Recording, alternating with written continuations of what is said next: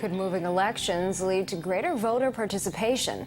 I'm Jill Horner. This is Comcast Newsmakers. With me this hour is Mayor Jerry Freed of the Township of Montclair. Thanks for being with us. Thank you for having me again. Let's talk a little bit about the idea of moving your municipal election from May to November. First of all, this wasn't possible until recently because of a change in state law. That's right. The New Jersey legislature changed the law in January 2010 so that nonpartisan municipalities like Montclair, who had their elections in May, were able to move them 6 months later, which would allow us to save the cost of putting on our own elections because counties pay for November elections, as well as open up the opportunity for 2 to 3 times as many people to be involved in choosing the governing body. Now, unlike other communities where there may also be school board elections or other elections, this is solely a municipal election that happens in May? That's right. And unfortunately, there hasn't been the greatest turnout, and data shows that it's very common for May elections and elections that are off the November schedule to have very low voter turnout. So, for instance, in 2008, the year in which I was elected, only about 7,000 people came out to vote for the mayor and council. That's out of 26,000 registered voters in Montclair.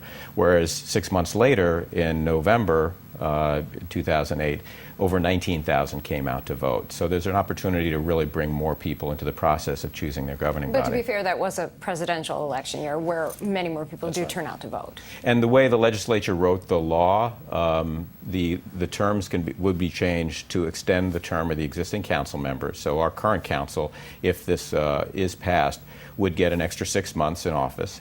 But the significant thing is it would end up moving our elections from May 2012 to November 2012, so it would be a presidential year, and all our elected officials are elected all at once in Montclair. There's no staggered term, so there's really only one chance to choose the mayor and council, and that really affects the governance of the schools as well, because we're a Type 1 school district where the mayor chooses the Board of Education. It's not very common in New Jersey.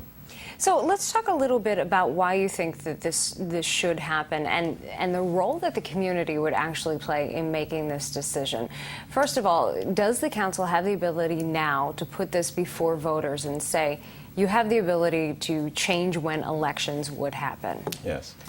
Well, the majority of the governing body declined to pass an ordinance to put the question on the ballot, and that was really what we talked about first, was way back in late 2010, when it became possible to really give the voters the opportunity to choose.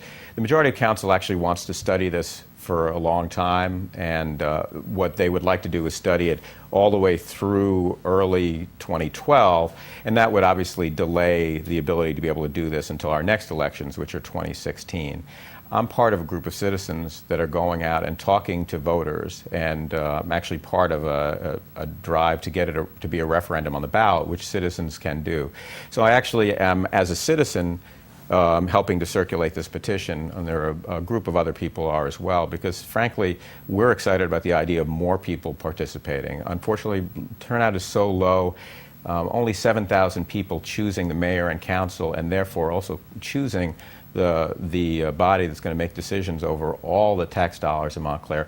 It's just really important to get as many people as possible involved. And right now, many people miss May elections because, frankly, when we're kids, we're taught that November is when you have important elections.